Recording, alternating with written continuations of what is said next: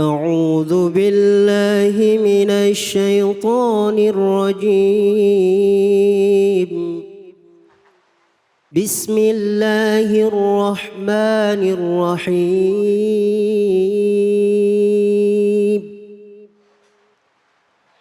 والسارق والسارقة فاقطعوا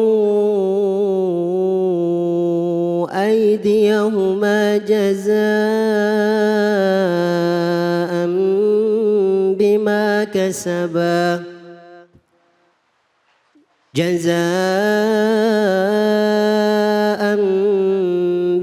كسبا نكالا من الله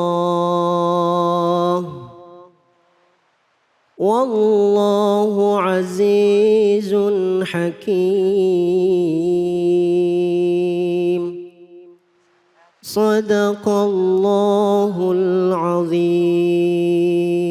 Sadaqallahul Azim. Alhamdulillah, terima kasih banyak Ustadz Salman Al-Farizi atas bacaan Qur'annya tadi dengan suaranya yang merdu, lantunannya yang merdu. Insya Allah jika kita menyimaknya dengan hati, Allah getarkan hati kita, tanda-tanda keimanan dalam hati kita masih hidup. Amin ya rabbal alamin. Ibu-ibu, bapak-bapak dirahmati oleh Allah, bahas tentang pemimpin tidak akan pernah habis. Bahkan pemimpin itu tidak hanya bicara pemimpin negara, tapi juga pemimpin dalam skop terkecil, yaitu di dalam rumah tangga. Suami pemimpin, ibu pun menjadi pemimpin. Dan bahkan anak-anak kita kelak akan menjadi pemimpin. Untuk membahas ayat yang disampaikan tadi, sama-sama kita simak pembahasannya bersama dengan guru kita, Kiai Haji Soleh. Silakan. Bismillahirrahmanirrahim. Assalamualaikum warahmatullahi wabarakatuh. Waalaikumsalam warahmatullahi wabarakatuh. Alhamdulillahilladzi amarna bittihadi wa bi'tisami bihabil matin. Wassalatu wassalamu ala rasulillah wa ala alihi wa ashabihi wa mawalah amma ba'd. Bunda, ayahanda yang saya muliakan, Mustafid yang saya banggakan, Qori yang saya banggakan pula. Ayat ini berbicara tentang konsekuensi di dalam bernegara. As-sariqu was-sariqatu faqta'u aydihima. Ketika kita bernegara, maka di sana ada peraturan. Ada aturan dan juga ada konsekuensi hukuman ketika melanggar. Ayat ini memberikan tekanan kepada kita bahwa kalau kita sudah berkonsensus membentuk dalam satu bentuk yang bernama negara, di mana ada pemimpin, di sana juga ada rakyat. Maka keduanya harus mengikat diri dalam peraturan. Taat peraturan, jauhi dari kesepakatan apa yang dilarang secara bersama. Dalam bernegara, Islam tidak banyak membicarakan bentuk negara yang sudah saya terangkan di awal. Terserah, barangkali mungkin republik atau monarki atau apapun. Tetapi agama meminta kepada kita dalam bernegara, ikuti aturan agama dan taat terhadap aturan agama. Termasuk di dalamnya ketika Al-Quran membicarakan bahwa ketika ada orang mencuri, maka hukumannya pada zaman itu adalah dipotong tangannya. Nah, negara harus menerjemahkan aturan agama ini. Bagaimana ketika ada orang mencuri pada zaman Rasulullah SAW dan ini diterjemahkan dalam persepsi masa-masa jahiliyah zaman dahulu dengan dipotong tangan, maka ketika ada orang yang hari ini bernegara, kemudian dia mencuri, kemudian dia korupsi, kemudian apapun, maka harus dihukum sesuai dengan aturan agama berdasarkan pada kompilasi kesepakatan dalam bernegara.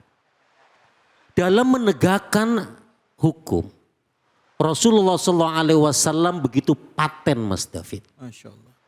Ya, apa patennya? Kata Rasul, andekan anak saya yang mencuri atau melanggar konsensus dalam bernegara, dia walaupun anak saya pasti akan saya potong tangannya. Laqata'tu yadah. Jadi bunda ayahanda yang dirahmati oleh Allah Subhanahu wa taala. Inilah pentingnya kita menyepakati diri. Mau kemana negara akan kita bawa. Sayyidina Ali radhiyallahu an pernah memberikan pesan kepada kita. Saat seorang pemimpin di masyarakat dan dia belum menjadi seorang pemimpin, maka dia memiliki mental berperilaku laksana seorang pemimpin di mana dia mengayomi masyarakat. Tapi saat dia sudah menjadi pemimpin, dia terjun ke masyarakat, maka dia menanggalkan kepemimpinannya, dia menjadi masyarakat. Kenapa? Agama mengajarkan kepada kita bahwa kepemimpinan disebutkan dalam Islam disebut dengan amir. Apa itu amir? Amir adalah orang yang memerintah dan orang yang diperintah. Pada saatnya dia bisa memerintah dan pada saatnya dia juga bisa diperintah. Hari ini mungkin ada presiden, ada anggota DPRD atau para menteri. Pada saat wewenangnya dia menjadi pemimpin maka dia memerintah. Maka rakyatnya taat sepanjang perintahnya baik. Tapi pada saat kemudian dia menjadi pemimpin dan dia lahir dari seorang bunda, lahir dari seorang orang tua, di mana orang tuanya adalah rakyat. Ketika dia turun ke bawah, dia tanggalkan kepemimpinannya, dia merasakan apa yang dirasakan oleh rakyatnya. Di dalam surah An-Nisa, Allah Subhanahu wa taala nyentil kepada siapa?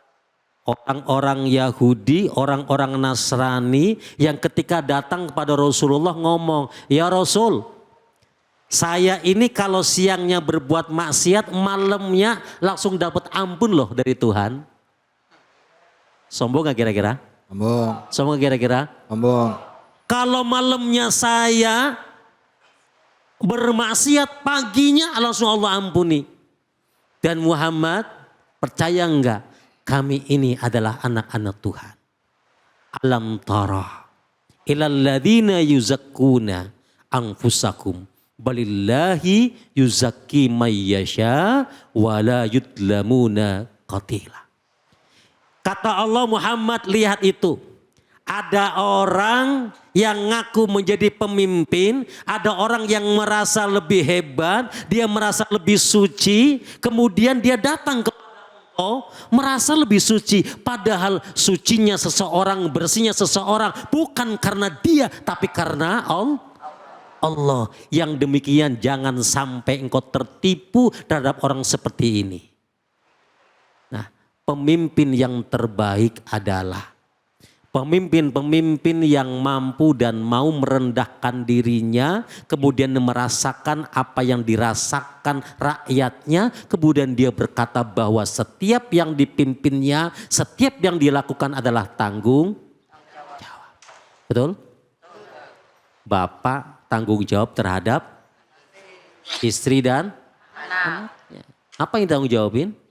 Nafkah, uang belanjaan, tanggung jawab setiap hari. Tuh.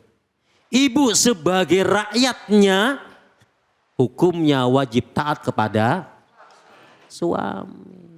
Tetapi ada tanggung jawab yang paling paripurna sebagai seorang pemimpin. Apa itu? Bertanggung jawab surga dan nerakanya yang dipimpin. Jadi ibu boleh butuh dengan suami uangnya. Boleh butuh warisannya, boleh butuh tanggung jawabnya. Tetapi yang paling paripurna kebutuhan yang luar biasa adalah bisakah dengan suami yang menjadi pemimpin menyelamatkan ibu dari siksaan api neraka. Kemudian suami akan ngomong, maaf ya Rob, ya Tuhan, itu istri saya bertanggung jawab terhadap dosa-dosanya. para bunda-bunda mensikapi negara nggak usah jauh-jauh. Karena ternyata Mas David, pemimpin kita ini kan lahir dari Ibu. ibu-ibu juga yang rakyat. Betul tidak? Betul. Betul? Lahir juga dari bapak-bapak yang rakyat. Sepanjang ayahnya baik, sepanjang bundanya baik, maka akan lahir pemimpin yang baik. Sepanjang ayahnya soleh, ibunya soleh, maka akan terjadi pemimpin yang Soleh. Saya nggak nyebut soleh lagi. Ya. Ustaznya susah. Ya apa ya? Ya. Yes. Nah, oleh karena itu saya tetap tekankan. Jadikan diri kita menjadi aset yang terbaik untuk bangsa ini. Pilih pemimpin karena faktor memang kita ingin menjadikan negara ini baik. Ya apa ya? Ya. Kalau Anda menganggap itu pemimpin baik dan penting buat kita, lakukan dengan baik. Bangun tengah malam, sujud. Kemudian mintakan sama Allah, Rabb tunjukkan kepada saya pemimpin yang baik. Terima kasih. Alhamdulillah. Baik, terima kasih banyak Ustadz Soleh Sofyan. Kita dapat ilmu ya Bu ya. Nah baik, silakan, ada yang mau bertanya? Silakan Ibu. Ya. Pak silakan. Ya, jangan pandang bulu Pak, silakan. Saya nggak enak pandang aja tadi. Ya, masa bulu dipandang. Assalamualaikum warahmatullahi wabarakatuh. Waalaikumsalam. Kenalkan, nama saya Sugeng dari Jawa Timur. Ya. Saya menanyakan Pak, bagaimana kita setelah memilih pemimpin, kita konsekuensi adalah itu pemimpin kita harus kita hargai. Tetapi dalam perjalanan ternyata pemimpin yang kita pilih dan kita taat itu tidak menjalankan bagaimana memimpin sesuai dengan syariah Islam. Nah, jadi apakah konsekuensi daripada pemimpin pribadi pemimpin sendiri yang tidak menjalankan sesuai dengan syariah Islam? Sebaliknya kita sebagai umatnya ya mungkin kita karena taat ya mungkin dalam hati aja. Kita mendoakan terus ya, mudah-mudahan Allah mengingatkan dia. Amin. Baik. Itu aja Pak pertanyaan saya singkat. Assalamualaikum warahmatullahi wabarakatuh. Waalaikumsalam. Nih Ustadz tidak menegakkan syariat Islam di dalam bernegara apa dalam kehidupan sendiri ini Pak? Oh dalam memimpin, oke silakan. Ya, ketaatan kita pada pemimpin itu sudah menjadi bagian daripada aturan agama. Ketidaktaatan kita terhadap pemimpin itu adalah pengingkaran terhadap aturan agama. Sama dengan pemimpin.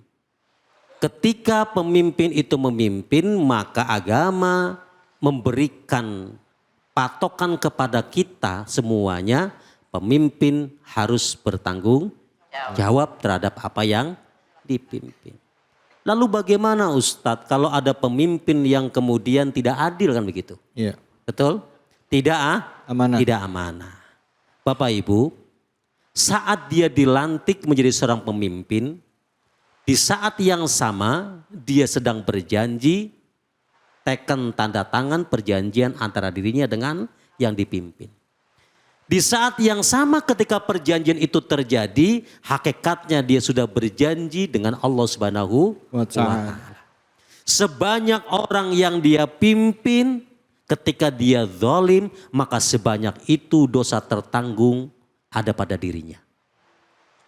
Berapa juta manusia di Indonesia? 280 juta. Benar gak kira-kira Mas? Ya kurang lebih gitu. Kurang lebih begitu. Kalau KTP-nya nggak double. Kalau kemudian 280 juta manusia merasakan kezaliman, apa akibat apa yang dia lakukan, maka di saat yang sama maka dia akan mendapatkan dosa dari kezaliman yang dia lakukan. Allah. Sebaliknya, kata Rasul, ada manusia-manusia yang nanti akan diberikan kesempatan oleh Allah dipayungi dengan payung yang adem. Kapan? Ketika kiamat datang. Siapa mereka? pemimpin yang adil.